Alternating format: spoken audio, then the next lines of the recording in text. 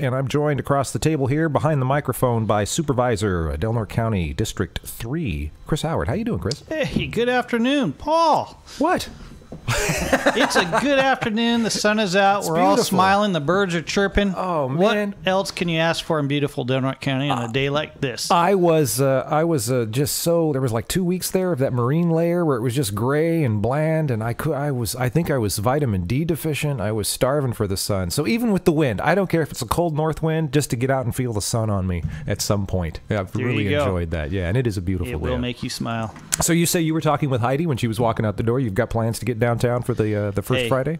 Downtown Divas rocket. I'm just there to enjoy the festivities, the activities, and more importantly, see all the peeps. See all the peeps.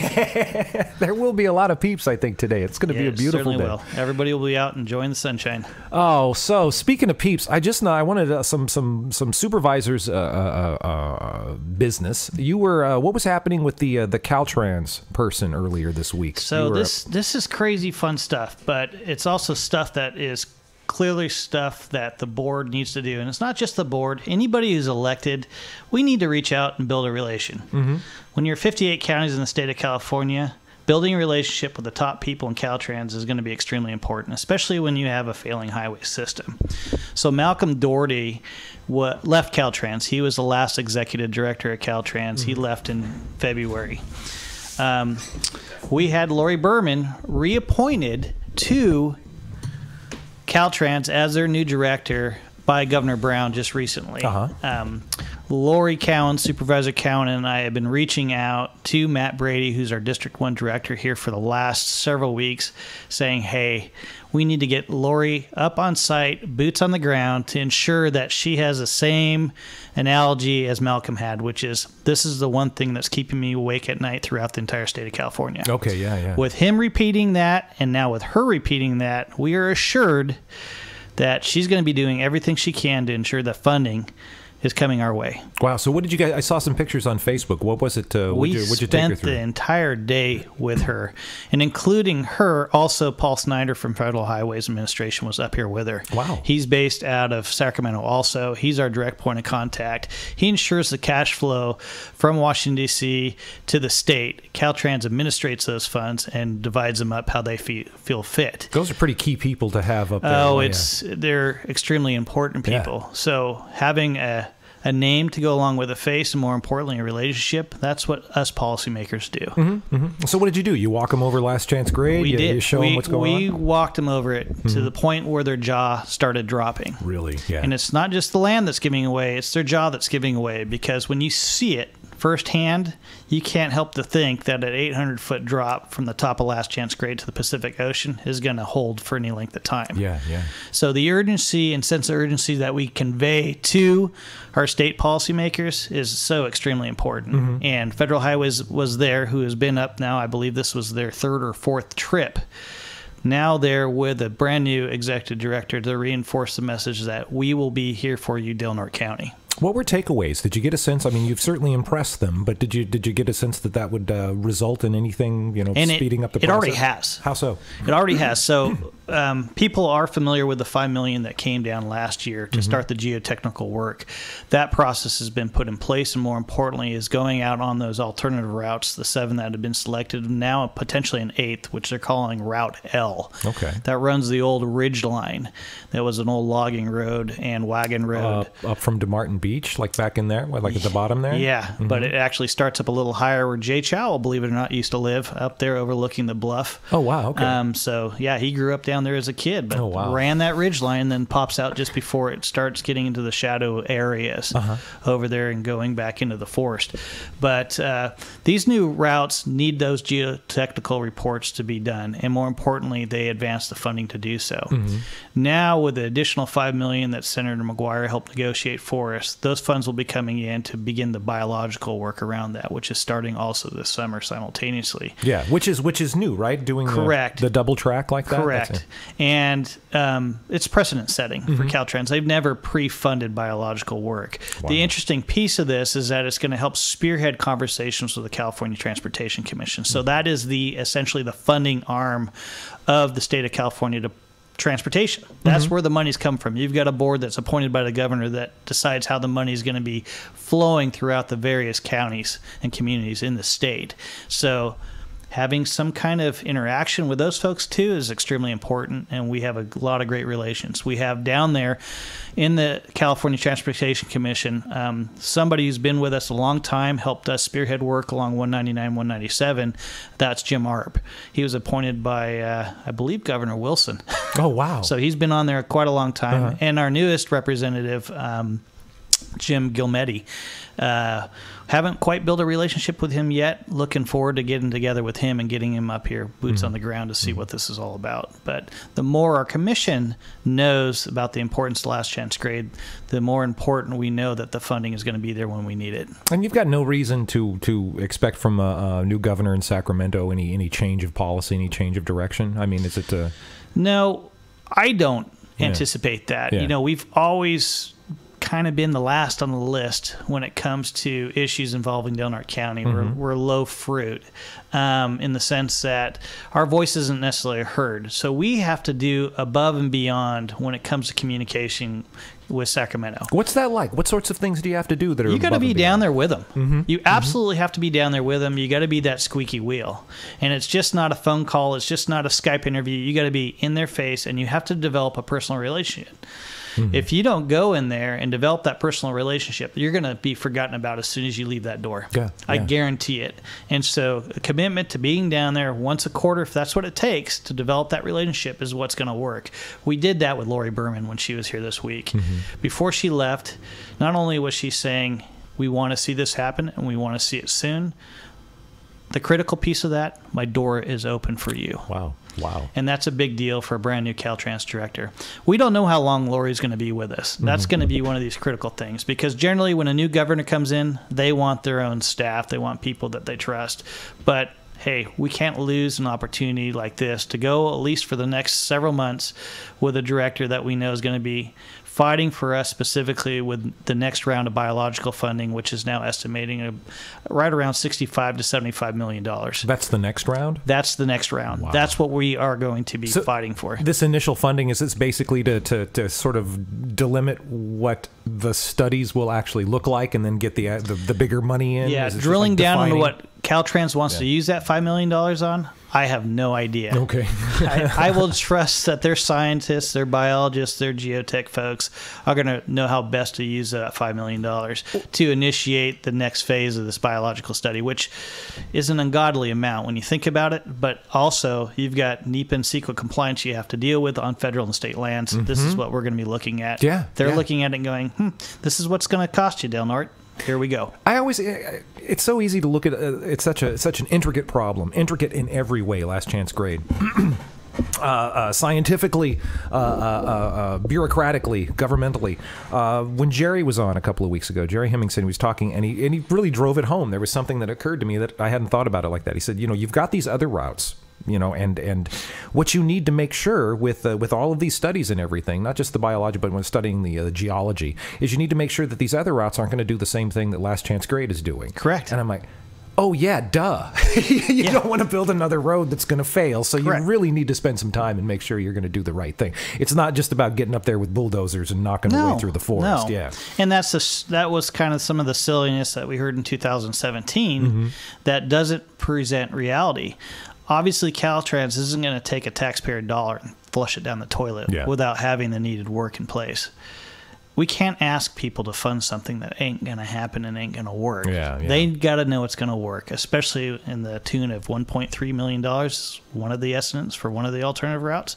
That's a lot of money to be tossing down a toilet if it's not going to stay in place. Wait, 1.3 million or 1.3 billion? 1.3 billion. Billion, gotcha. Yep. Yikes. So yeah, the old we're going to get this done in, we went around a couple of years ago during the election, I think. We were going to get this done in 5 years, and we've got a plan, and here's how it's going to be. Yeah. Right. Nope.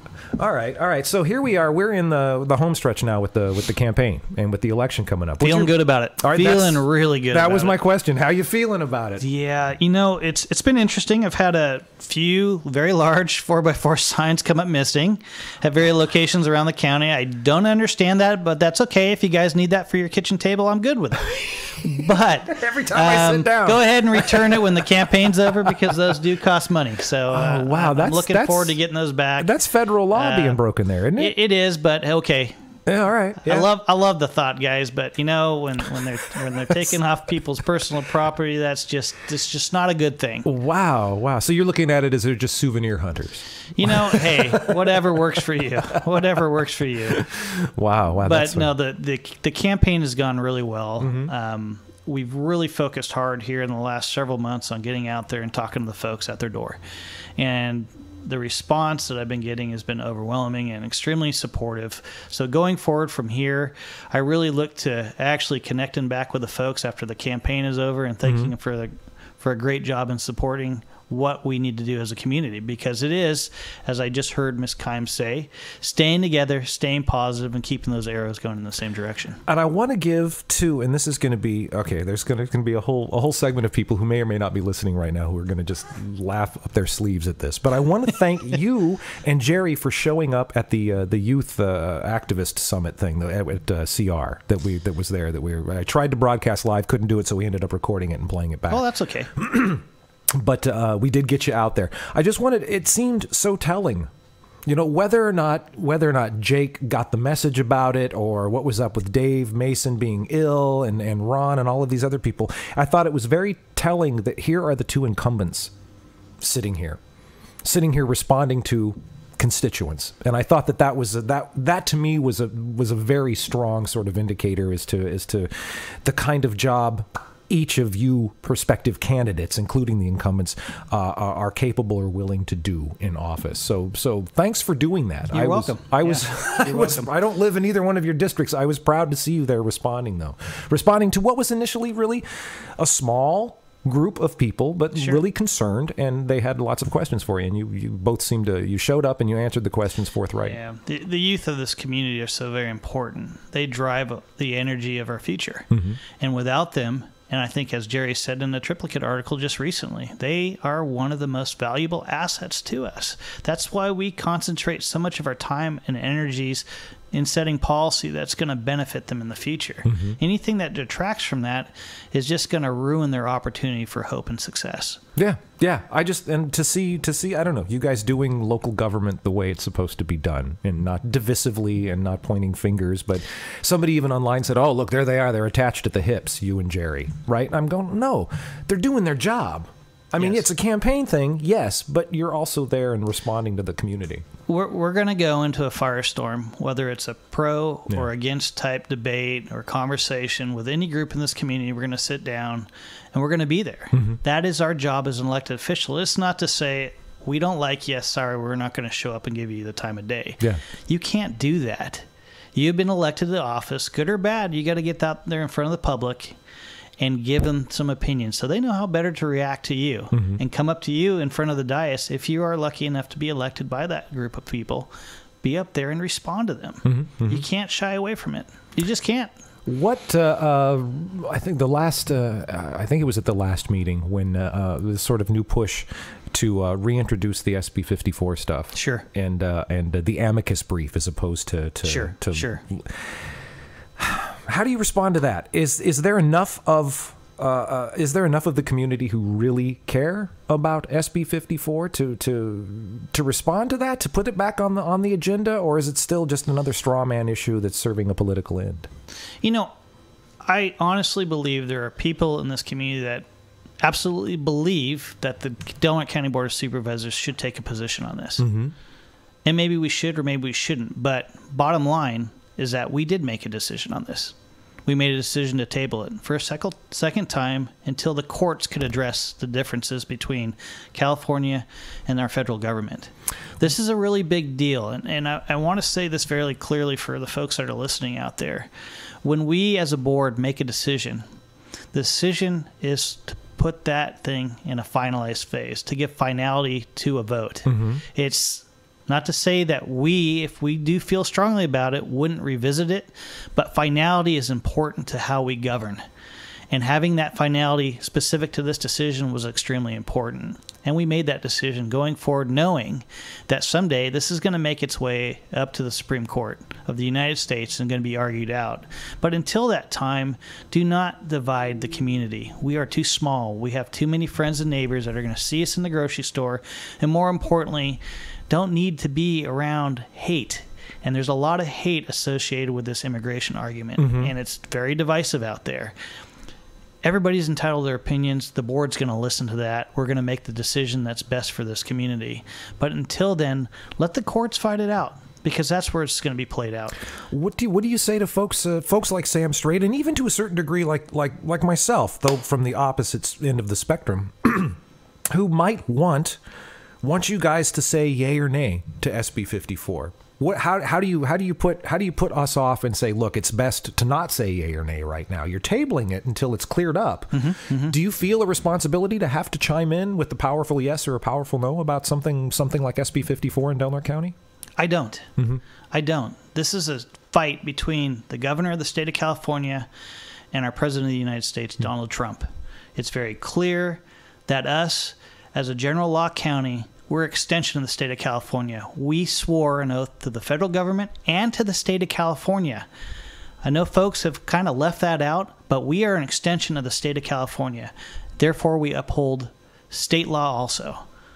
We can't get out of it. These counties that are signing on with amicus briefs or other forms of suits, which they have some deep pockets maybe to do so, are counties that are a little different than Del Norte. Actually, they're a lot different. They have the ability to do so.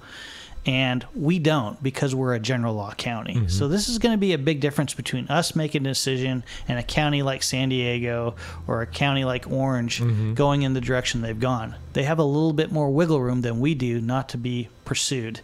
And when I say pursued financially is not a place that we want to be in. Oh, yeah. And the ACLU has basically said, yeah, we'll sue you. Oh, they took that shot over our bow. It was a very clear written letter. I've shared it with the triplicate to be sure that everybody knows where we stand. But as a board, you need to be a leader. And if it appears that one group has an opinion that's on this side, and another group has an opinion on that side, and yet that opinion's lopsided to a certain extent, the folks that don't want to see anything done about it or want us to table the issue, let it be fought out in courts, might have a few more voices out there than the group that's down here on the other side.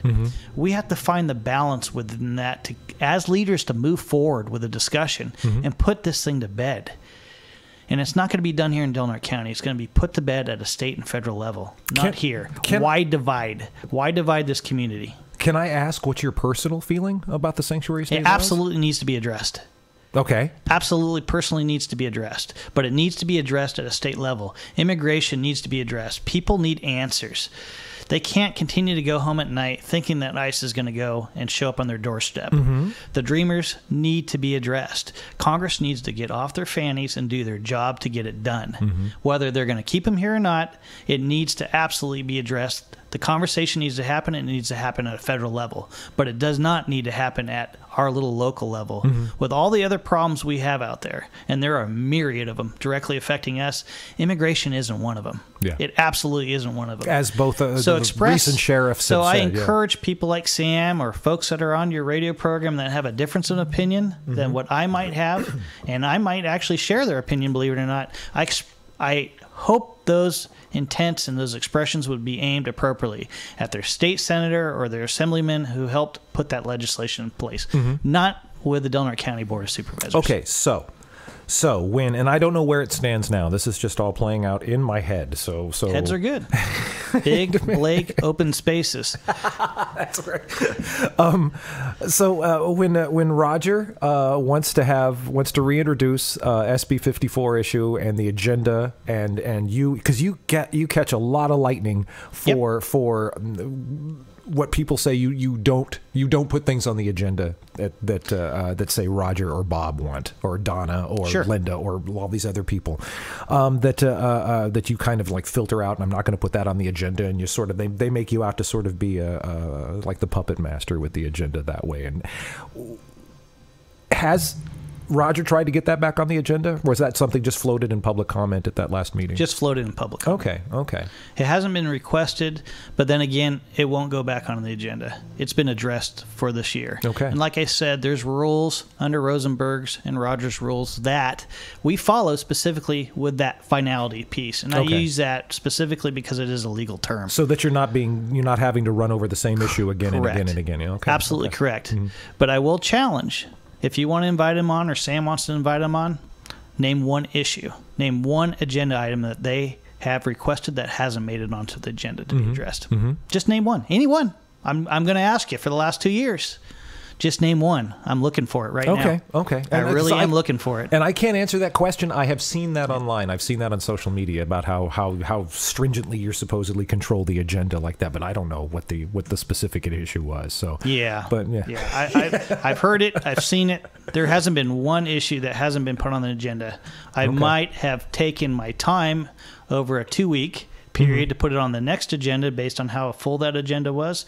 But bottom line, everything that they've requested has gotten on the agenda from Supervisor Cowan, Supervisor Hemmingson, Supervisor Berkowitz, and Supervisor Gitlin, most importantly. Are you concerned at all that Jerry's going to be thrown into a runoff in November? Is that something that you think about or concerned about with his race? No, the people are going to vote how the people are going to vote. Obviously, I'm a huge supporter of Jerry's.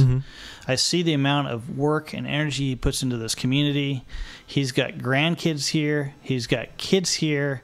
He really, truly does care about where this community goes. He was born and raised. This is his home. This is where he's going to be buried. Yeah.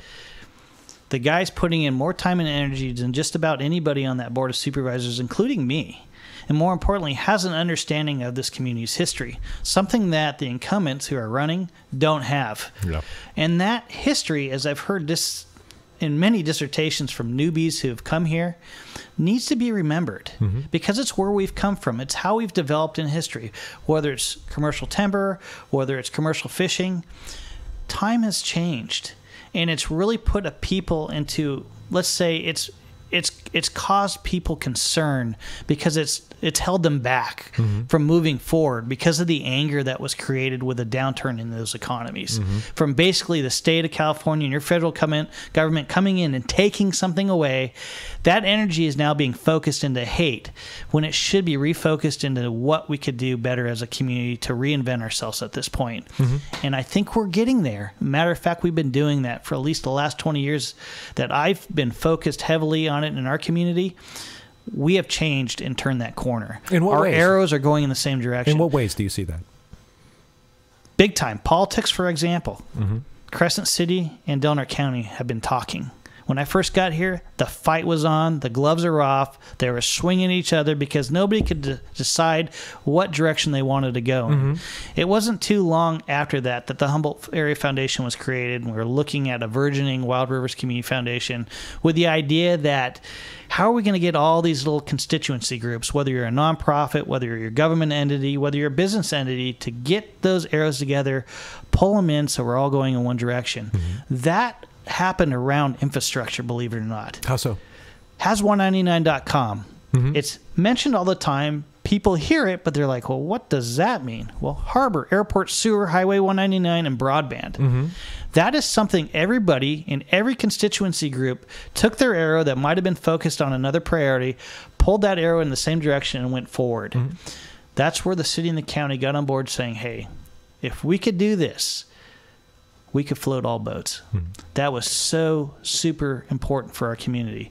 What is going to be the next moniker? What are we going to focus on? For me, agriculture needs to be in there. We still have a vibrant, thriving agricultural community. In forestry, we still have a vibrant fishing community that needs to be maintained. Some of the largest Dungeness crab hauls on the Pacific coast. We've got the best milk produced in the United States right here in our backyard. How are we branding that? How is that getting out? How is that message going out? Alexander's doing it, absolutely, because they know how to capitalize on that and they know how to be entrepreneurial. You just don't go down to the store and buy a $10 dozen package of eggs. But that's what they're doing in San Francisco because they know the kind of quality they could get from Del Norte. Wow. The same thing could be done with milk. The same thing could be done with beef. The same thing could be done with quinoa, which is being grown right now in Smith River. Are you kidding me? Quinoa is being grown? Quinoa has been grown in this valley for the last 3 years. Really? By Hastings. Oh, wow. Absolutely. Wow, that's cool. Organically. For Lundberg rice. I'll be darned. There you go. So guess what, folks? This area is transitioning. We need to hold on to what we have. More importantly, we need to stabilize that. Give those folks that we know are entrepreneurial, who've got feet on the ground, who've got the financial backing, the stability they need regulatorily, and then move them forward so they could grow Are you in a place to kind of drill down on that vision as far as is what the county could do to foster a burgeoning sort of more cohesive agricultural economy in Del Norte County? Yeah, we're doing that right now with How so? With Justin Riggs. So we've got an agricultural commissioner here. Super important piece of the equation when it comes to regulatory affairs. Whether it's doing lily bulbs and more importantly being out there on site to manage herbicide and pesticide regulation on those fields. That job is super important. That's what the county can be involved with. We have regulations coming down from SGMA and SB 88. Two important pieces that the county's paying attention to right now. Some people might not be following this, other people may be, but under SGMA, which was the State Groundwater Management Act that was passed 2 years ago, Del Norte County, the Smith River Basin, got lumped in as a medium priority. There was 4 categories.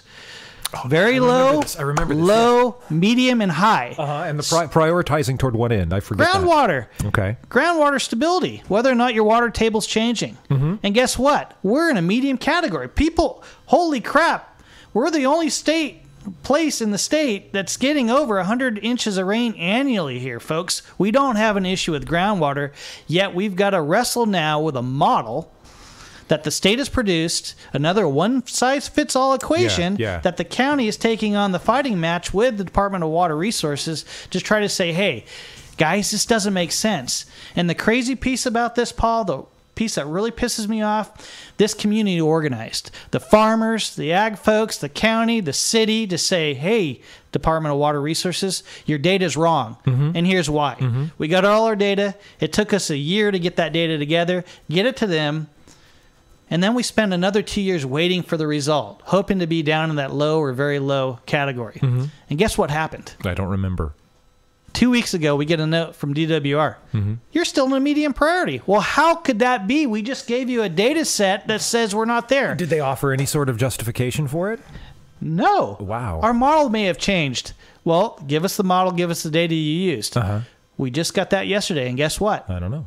It's the same damn data they used 2 years ago to give us that medium priority. So every bit of work the county and the ag folks did wasn't even utilized to plug into that model. It wasn't even acknowledged. It wasn't even acknowledged. Wow. That is extremely upsetting to folks that put time and energy and, more importantly, very limited resources into providing for a community. Okay, so help me understand. I do remember this designation and it being like problematic as far as water usage during the drought, correct? Like the cutbacks we were expected to make? That's how the state drove the conversation. It was ripe for it. But what else? What other effects does that have for somebody growing in Smith River? Having that designation, is it the amount of water usage that they can use? State, if the county doesn't take over responsibility for that groundwater usage, the state would have come in and done it. So what that does for us, if we're put into that very low or low category, it saves the county essentially $120,000 in developing a groundwater management plan. Gotcha. But because we have data, which was, by the way, produced by the Department of Water Resources over the last 35 years that show groundwater levels in wells that show the stability, they're still throwing us into this category. Why, folks? It doesn't make sense. And you've got no answer, no idea why. No, we're going to find out because we've already been in contact with Roy Hall. We've already been in contact with Bill Ehorn, who were with the Department of Water Resources going, hey, guys, you messed up here. It's time to fix it. We didn't do all this homework 2 years ago just to get this thrown into the toilet. That's an interesting example too of how the sort of one size fits all thing comes out of Sacramento and does not apply. I mean, is there any other watershed, any other water resource board, any other water zone in California as unique as Del Norte County as far as the amount of rain, the amount of water, the stability of it. We are in a rainforest. Yeah. No question about it. And people, it's like, I mean, if you look at it, we sort of straddle the line where the Pacific Northwest begins. Yes. And we can either be, people don't even, Eureka gets half the rain we get. Exactly. People don't remember that. And we get more rain than Seattle gets. Yes. And this is, but that gets overlooked. And is it? It does. So it did. Is it just because, it is and is currently. What do you do in that situation then? How do you get the alarm bells? You scream like we're doing now. You build a relationship. You get down there and you give them the data that they need to make their model work, or you tear that model apart. Mm-hmm. But let me tell you, I've been on the phone with our assemblyman. I had Mike McGuire here last week, our senator. I sat down with him on Saturday last weekend. Nice enough to be up here. Thank you, Mike, for being up here and taking the time for Del Norte. But he knows this issue. And I've asked for him to get with top-level DWR staff and say, hey, guys, why are we going through this again? These guys just spent a ton of cash and a ton of staff time getting us to a point where we could have a model that would produce the results for your very low and low category, and yet they're thrown back in the medium after all this work. It makes no sense. Justify it, please. And the turnaround being that the county could save upwards of $100,000. $120,000. Which, oh, by the way, because we allowed Mr. Hooper, who's with the Del Norte Community Development Department, to pursue a grant fund for it, we do have funds that have come in through the grant to pay for that plan if we need to. But if we don't have to put a plan in place to manage that groundwater, we're not going to do it because it's still going to involve staff's time. It's still going to involve a consultant to come in and do something that's not needed. It's a waste of taxpayer money, and more importantly, it's a waste of resources for Del Norte County. Wow. So what do you see looking ahead then agriculturally? In the Smith River floodplain up there, and where you work and where the Alexanders are. What would you like to see happen for Del Norte County? Well, I would love to see a continued focus on soil. Soil is going to be the backbone of any branding that we do for this community. Our ability to grow grass. And I'm not talking about the grass that folks are growing in private up on the hill. I'm talking about our lush green pasture grasses down here in the valley. This is a unique character of biology that if you can't grow into those fields and put a shovel into the ground and pull up 22 earthworms per shovel full of dirt, then you're not working with the Mother Earth. You're working against it. That's what you're looking for is 22 earthworms? That's what I'm looking for. The first time Blake Alexander took me out into a field in Smith River, threw that shovel in the ground, pried up that ball of dirt, and started pulling earthworms out of that ball of dirt and said, if I can't do this, and if I don't see an earthworm in there, we're poisoning the ground. Wow, that's biology is so very important to what we do. And believe it or not, people want to pay for that. People want a unique niche product. Rumiano's going that direction. They're spreading that wealth. They're spreading that word far and wide. It's going outside the United States, and it's going into foreign countries. They're utilizing milk out of our backyard. We need more dairy products, utilizing what remains of our 4 dairies here in Del Norte County, going into niche products that show the uniqueness of Del Norte County. That is a vision for me here. People like Hastings and Zeke Harms who are going and growing organic quinoa for Lundberg rice. Super, super cool stuff, folks. You got to get behind that. You got to be supportive of it. That is where we need to go. And there are other niche crops out there that folks are experimenting with. I'm not going to give away what those are, but they're out there doing it right now. I've heard that there's somebody looking at hemp. But not pot, but hemp, which is a grass for all sorts of things, whether it's fibers or bioenergy or clothing. Exactly, all of that. So, and that's that kind of ecological cottage industry. Is completely scalable and doable in Del Norte County. No, there's no question about it. There's no question about it. We can brand this community more than just a tourist attraction. We can brand it for what we have here, which is healthy soils. Yeah. Wow. I'm gonna start going around and digging up a. Hey, all you got to do, Paul, is open one of those things of milk over there. You're going to taste it and you're going to feel it. No. If you find one of those, I got to talk to some folks down in San Leandro. Yeah, we got some quality control issues here.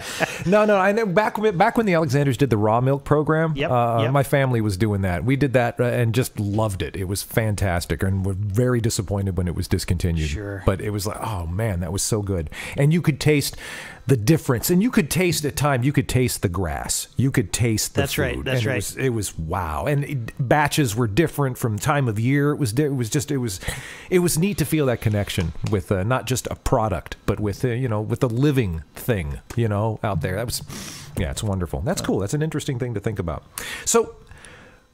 I was talking with Heidi earlier, and we were talking about the Japan trip and some of the some of the brouhaha about the funding of all of that, and we've addressed all of that. I know that you have spoken. You showed up with the headband thing, and you had the campaign sign that had been made in Japanese characters in the kanto. Is that what it is? Is that what it's called?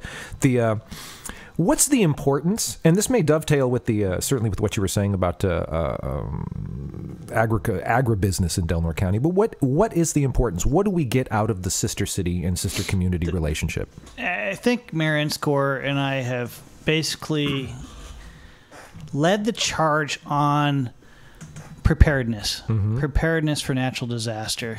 We've talked about it for years here, but there's a general belief from folks I talk to out in the community, we aren't prepared. But when I say we aren't, the general public is not prepared. They wouldn't know the first thing to do if that big shaker happened, that 8-point something happened. We had a Cascadia event, and all of a sudden we had a tsunami to react to in 10 to 15 minutes. That's no way to respond to natural disaster. You have to be prepared for it. What we do know in Riches and Takata is that they had 100% participation rates in disaster preparedness, yet they still lost 2,000 lives. That's problematic. They had evacuation zones that were at 22 feet, yet they had a 44-foot wall of water come over and kill people. Wow. But there's coastal towns just above and below them that didn't have loss of life but the same wall of water. What was the difference there? How did those communities respond differently than Riches and Takata? Oh, that's those are the lessons learned. And as Mayor Inscore has repeated many times, there was a slogan that was developed and reinvented over time within their schools that spoke about everyone for themselves. There's a specific word for it in Japanese, and I don't recall it at this time, but that word is driven into the idea and mental cognizant skills of these children that if you feel this, you get out of town. The worst thing we could do is try to get into town and save your child who's sitting at the high school and drag them up onto the hillside, because that 10 to 15 minute window, you're probably going to get washed away too along with your child. That's why they drive home the message in Japan that everyone for themselves, get in and get out. Wow. And so that's a really big deal for us. So the lessons that we need to learn over there have to do with natural disaster preparedness. And that's almost counterintuitive. It is. And Lori Cowan said it to me best. I'm not going to leave my child at that school. I'm not going to leave my child at the high school. Well, I have a child at Crescent Elk in the run-up zone. I have a child at the high school in the run-up zone in a 44-foot wall of water. It's going to be harder than heck as a parent to leave your child there in a natural disaster, but that's what you got to do, because you're not going to be able to respond accordingly and move forward. You're just not. That's wow. So that's you such have a to hard have pill to those swallow. routes planned. But if a community and our government, with us as policymakers, aren't preparing folks for that, then we're not doing our job as leaders here. Okay. And so we need to learn what works. And what works, I guarantee you, Riches and Takata's on it. They're probably going to be more progressive than anybody because they lost a lot of life.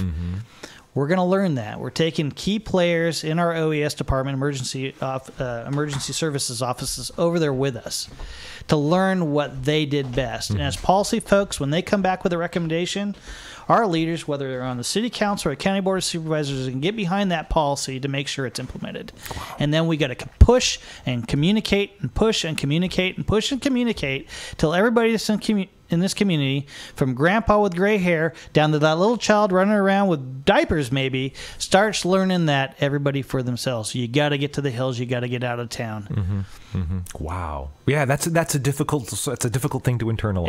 It's gonna be difficult for folks to stomach, but that's how they deal with it in Japan. And if the logical extension is if everybody does this, then everybody can be saved. Right. Because it's like, oh, hey, little Johnny's running up the hill, and maybe the other little Sammy didn't listen, but sees little Johnny running. Little Sammy's going to get behind little Johnny and start going up that hill too. And if I'm going to try to get across town to quote unquote rescue my kid, then I'm going to get in the way of everybody trying to get out. I'm going to create an issue just trying to get out and put myself at risk. It's just a wrong. That's correct. That's difficult. That's problematic. That's what I said. I said earlier, we're talking to Heidi about, because I'll lay awake at night and worry about that, knowing that I will have to get out of here like that. You will. And I'm going, how do I grab the cats? And she goes, you leave the cats. And no, I can't leave my cat. No, wow. Yeah. Oh, man. Paul, a sister city relationship could be so much more. But right now, that relationship needs to be focused on what's important to us, and that's natural disaster preparedness. Well, and the fact that they underwent something that we face on a daily, when you think about it, daily, this is our biggest danger right here. I've been here coming on 25 years, and I've gone through 3 tsunamis since I've been here. That's not a very long period of time. No. So we got to be prepared. And if there's some economic development pieces that come out of this, there's no question we're going to try to ride those shirt tails in. Whether it's something for the harbor and developing a scallop or oyster type aquatic fishery, that's going to be extremely important. Wow. Charlie Helms could be over there learning just that. Or whether it's Heather Snow who's going over there on the social services side. Let's say one of these things does hit us. How are they going to respond in social services to this? Well, we know how Riches and Takata responded, especially with the children that lost parents. How are you going to recover this large population of children that are now going to be fairly mentally unstable from losing their child? Well, Riches and Takata went through it. They have positioned various programs around town, but more importantly, they've built buildings where those children can be housed together with the appropriate mentors and adults that allow them to recover from that loss of their family member. Wow. So Heather's going to be over there learning that piece, because that'll be an important part of our equation. And I guarantee you, Cascadia is just a matter of when. Yeah. It is. Yeah. We're going to be responding to that as a community. I know people don't want to talk about it. I know. I'm going to lay awake at night tonight. But it's what we have to talk about as leaders here in our community. You said something about you were talking about Jerry and Jerry Hemmingson and his history in Delaware County, being born and raised here. You were not born and raised here. No. But you did talk a little bit at the last the forum there that you and Jerry showed up to about your advent to Delaware County. That you showed up here in a. Hey, Paul, I had longer hair than you. I came out of Sacramento. I didn't go far off to school. I went to UC Davis, and I had hair down to my shoulders. Did you study ag at UC Davis? I studied zoology. Wow, okay. It was all pre-vet. So okay. I studied to be a veterinarian, and that was my goal in life. And by accident, I had a mentor teacher at UC Davis, Ron Cole. And Ron said to me, he said, hey, Chris, I've got this guy, Todd Sloat, who's working for Relham Redwood, and he's out chasing spotted owls around the woods. Why don't you go up there? You got some time to kill before you start vet school. You got some time to kill. Get your butt up there and help him chase these spotted owls around the woods. And at the time, the feds were coming down on the entire state of California to get an idea if they even had spotted owls out there on that landscape. When is this back in the early 90s? This is early 90s. 1989 is when that mess started. And back then, people only thought spotted owls occurred in old-growth forest. Yeah. And yet, the timber companies were going, well, shoot, the feds aren't telling us that. The feds are saying, well, we think they occur in old growth, but they could also occur in your second and third generation forests, which were all over these landscapes. So they wanted folks out there looking for these things, because if you found one, you're going to have to put a 1.3 square mile circle or around that owl. Oh, wow. It's a big deal for a timber company that only has 25,000 acres, is eating up half the ground. Were you up the hill here? I was right up the hill on Hamilton Relham Redwood. Right up the hill. A fully operational mill. I still am friends with many of the folks that went there today.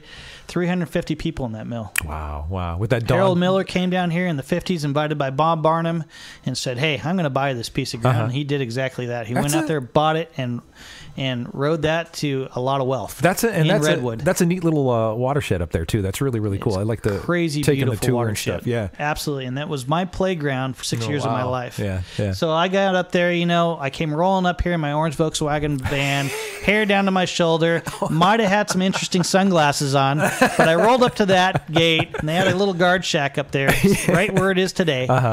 And they said, no, turn around. Yeah, you're going. I said, no, I'm here for a job. And they're like, no, turn around. You're going to lock yourself to the gate. No, I'm here for a job. Dick Cox, Todd Sloat have invited me here for a job. I need to go through.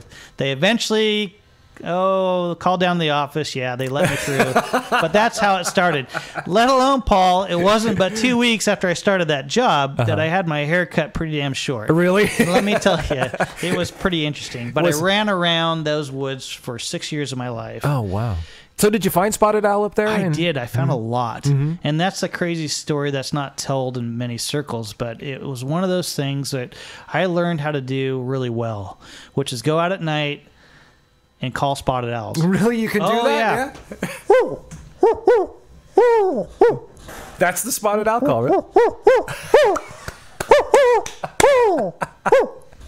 I'd run around the woods all night doing that, and believe it or not, because these owls are territorial, they'll respond back to you.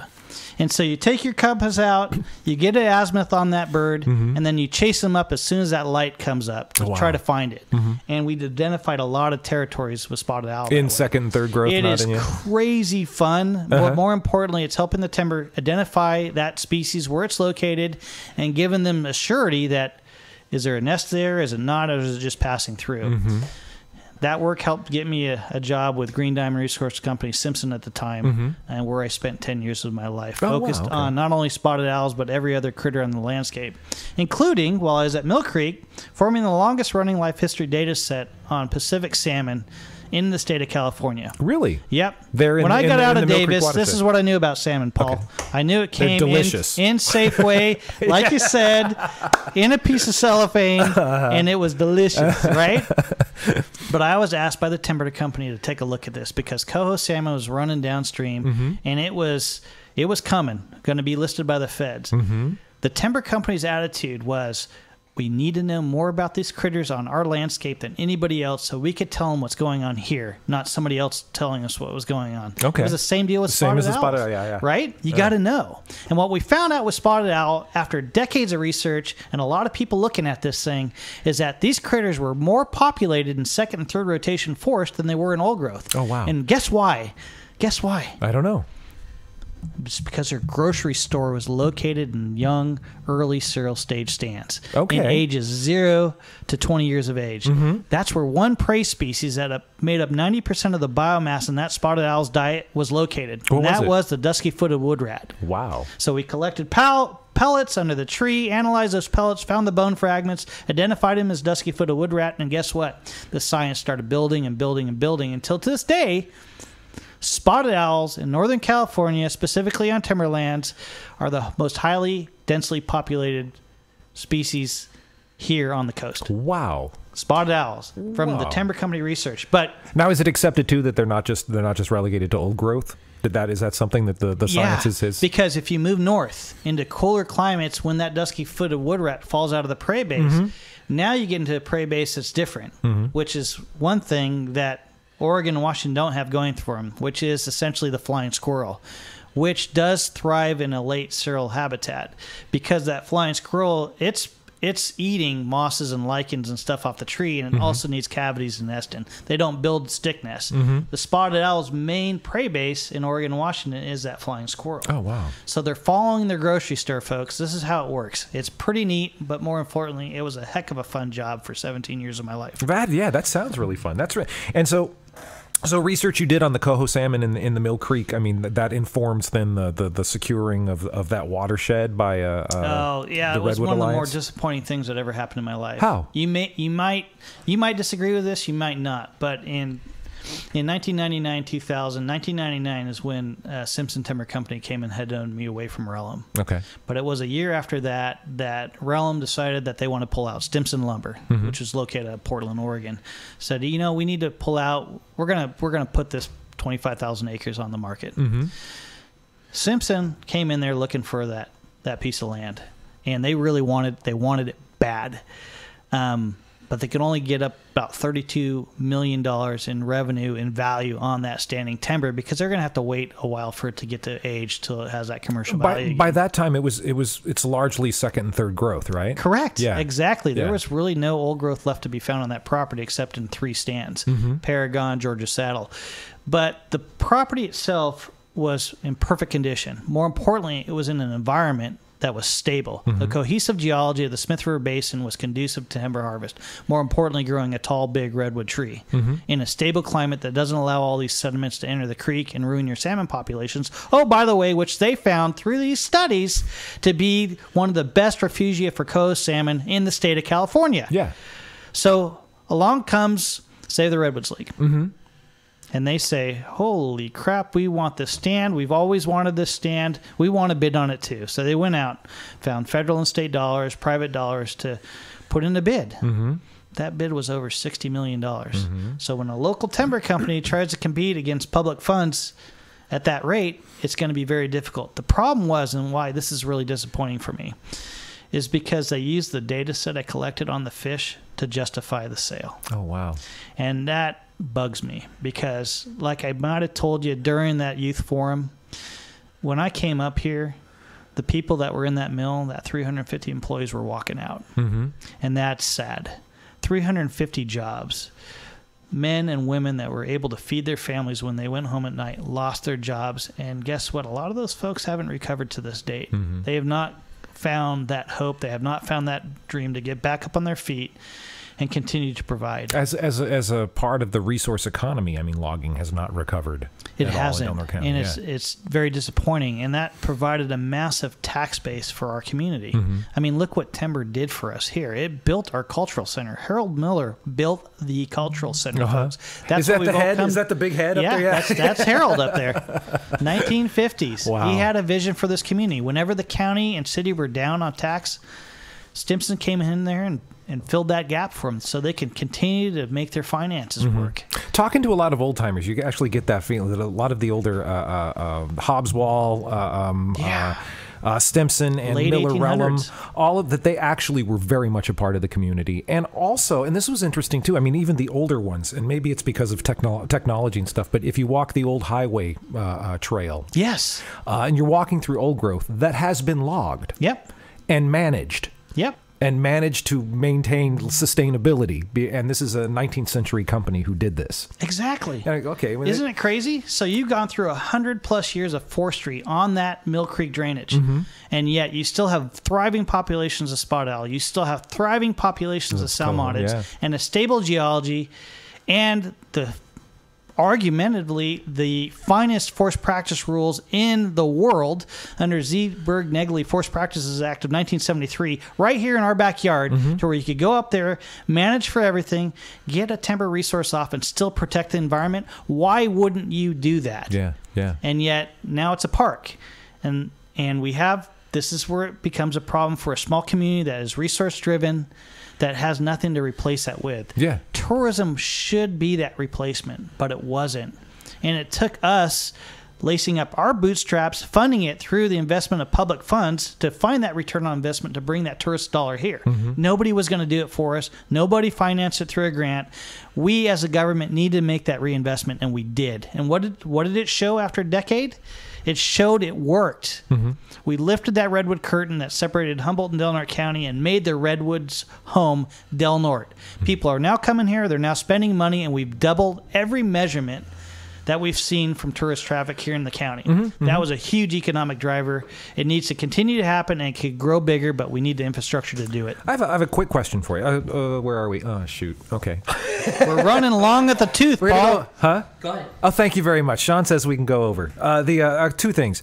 All right. So at one point, right after the Save the Redwood Leagues bought the 25,000 acres up there, Correct. I went up with some friends, and we just walked back down Hamilton Road. And it was before there was anybody there keeping an eye on anything. We're just walking back, and we'd walk back down to the mill site and look at the Dawn Redwood that's outside of the office. Sure, right there, outside the office. And one of the three species. Walking the road one day, and we're sort of, should we be up here? Are we going to get in trouble? This little truck was coming up. Coming up from out of the mill site toward the gate, and a guy pulled up, and I forget even what he looked like. I just remember it was a little blue truck with the camper on it, and he was a biologist.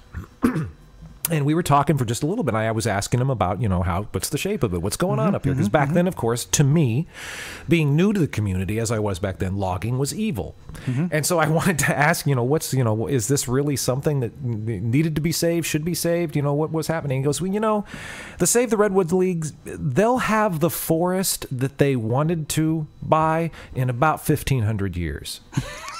That's what he said, because it's not very insightful. It's not Howland Hill. It's not that. It's been logged. It's been managed. And then I used to run, and one time I got lost up on the Relum Ridge trail. Go through the school up there, the day school. I've spent the night there myself. Have you? Well, I ended up I was only going to go for a couple of 3 miles, and I ended up doing like 9 miles that day because I'm up on the ridge. It's beautiful, and then I come back down on Hamilton Road. I'm going, and I'm walking through, and it's second growth, and sort of seeing what's happening there and understanding. And then, like I said, hearing from old timers about how a lot of most of these companies were here in the community and took care of what they were doing.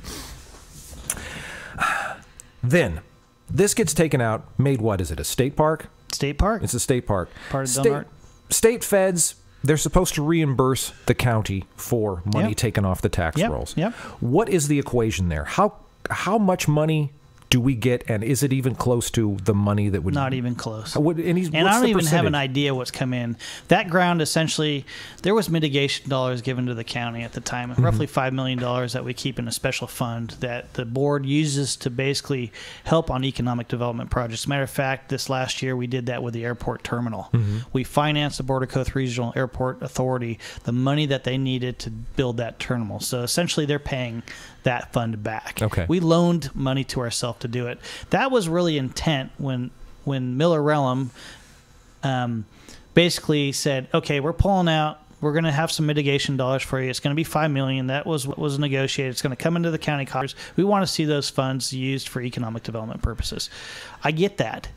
Others don't want to see it used that way, but that's the way the intent of it rolled out. That was my memory. I know because I was right there when we were fighting for that in 2001. But there's the money.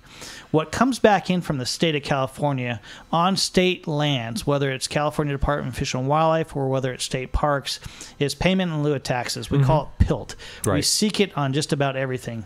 I don't know what that actual dollar figure is. I could probably have it next time we talk if you'll even let me back on the radio, Paul. I know I'm long-winded. That's all right. However, you bring milk. Yeah, milk's good.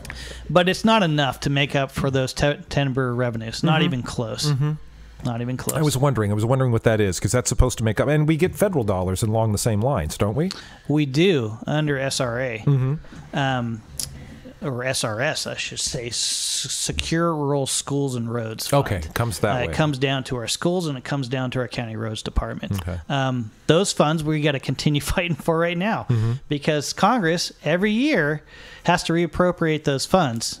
There's no continuation of them. Right now, they've had to go back every year, and rural counties on the Pacific, in particular Idaho, Washington, Oregon, California, have had to continue fighting for those funds. And President didn't want to approve those this year. He didn't. And this is something that Bob Berkowitz is really familiar with, because he did the same thing while he was on the school board. He fought for those funds for the state of California and led coalitions back to Washington, D.C. to help move those projects forward. Continue to advocate for secure rural schools and roads, which was supposed to fill that gap in the drawdown on the national recreation area for us. Our current president wants those funds to go away. But Congress still wants to appropriate those funds. We got to continue screaming and being that squeaky wheel. There you go. So yeah, so what happens then? Are you guys planning trips? Or are you absolutely working planning those trips? relationships? You know, I wanted to be there in June. That didn't happen. July, that's what I'm planning for right now. I'm going to drag Supervisor Hemmingson with me kicking and screaming. No, he will go along willingly. Matter of fact, Supervisor Hemmingson really knows his folks back there. We have a great lobbyist, Greg Burns, who helps us get those meetings. And more importantly, we've asked for a sit down with anybody in the Trump administration on this next go around. I think that's going to be extremely important for us. We want to continue putting Delaware County on the map. We aren't going to be this unforgotten county up here. And as long as our policymakers, our electeds are out there screaming and making sure we're known, people are going to be paying attention to us. Good. That's really, really cool and necessary. And it seems like, I mean, so much of that disconnect between Delaware County, Sacramento, Delaware County, Washington, it's almost become a part of our identity here. And it seems to be like it's high time to address that and sort of pull that thread out of our fabric and say, you know, instead of just shucking it and going, you know, this is where we are and nobody remembers us. Okay, let's do something. We can't give up. Yeah. Paul, you have young children. I've got young children. And more importantly, their future is before us. And it is our responsibility as adults, as parents, to make sure they got something here to hope and dream for in the future. Okay, so talking future, elections coming up this next Tuesday. Save the harbor. Rocking and rolling. You said you supported that at the forum. Absolutely right? Yeah. did. Matter of fact, signed the papers. It needs to be on the ballot. Absolutely needs to be on the ballot in November. And I think they've gathered the necessary signatures to make that happen. Yeah. Okay, so I was like disconnected. That's not coming up. No. That's going to be November. No, it'll be November. Same with the term limits? Term limits will be on this ballot. Sorry, I should know what's going to be on this ballot. Measure A is on. What are your thoughts on term limits? I didn't support it. Supervisor Hemmingson and I were the only ones not to support adding it to the ballot. Here's what it does. It takes somebody that folks might want to vote for, their choice, their top choice, and removes them out of the race. Yeah. Because of what? Term limits. Yeah. Well, guess what? Especially in the climate we're in now, it's pretty hard to get somebody to run for the Board of Supervisors. It's almost nearly impossible. Unless you're in Jerry's district, then you got 3 people. I'm so glad there are certain supervisors out there currently sitting that were able to elicit so many folks to join the race. It really makes me happy. But you know what? Jerry's going to overcome that fight. I really believe that, and he's going to continue doing a great job for Delaware County. But you know, when Jerry decides to hang up his hat and move on, it's going to be a true loss for this community because the guy knows his way around Sacramento, and the guy knows his way around regulation. More importantly, he has the contact in the agencies that we need to know. And I think just right on, you can see it in his face, cares about Delaware County. Shoot, he's got grandkids. He sits them on his lap, you know? Yeah. Yeah, vote for Pops. Hey, they believe it too. Vote for Pops. That's great. Well, Chris, thank you so very much for coming in and doing this round 2. Is there anything you want to add before we hand it over to Sean here? Yeah, get out and vote June 5th, folks. It's so important. Whether you're voting for me or whether you're voting for the other candidate, you know, you still need to participate in local government. It's your right as a person in the United States to do that. I really encourage people to get out there. And more importantly, do it for your community. You need to have a voice here. Show up, vote June 5th. Excellent. Thank you very much, Supervisor Chris Howard, Chairman. You've got to get past the election and all, but do you have desire to remain as chairman, or are you ready to move over and let somebody else do that? If the board wants me to sit in as chairman for another year, I'm certainly willing to do that. I'm not going to hang up my hat just for political reasons. Yeah, yeah. But I'll continue leading as chair. If I could provide a balanced atmosphere for this board to continue to operate, I'm certainly willing to do so. I just didn't know if maybe kind of, because anybody who wants to get involved in what just seems like such a stressful situation on the board of supervisors, I wonder, like, you know, I have to question, like, okay, are you comfortable with this? Yeah. I don't know if I could get up. You know, I'm just fortunate that my wife likes silver hair. Is that what, because when I ran for office, I didn't have silver hair, Paul. I had black, gorgeous raven hair. I don't any longer. So now you've become distinguished, right? Yes. I have a little bit of wisdom under my shoulders. Well, thank you, the distinguished Chris Howard, Supervisor, District 3, Delaware County, of course, imploring us all to get out and vote this coming Tuesday. It is a participatory democracy, and it kind of falls apart if nobody participates, so it's very important. Thanks again, Chris, for coming in and hanging out and talking with us.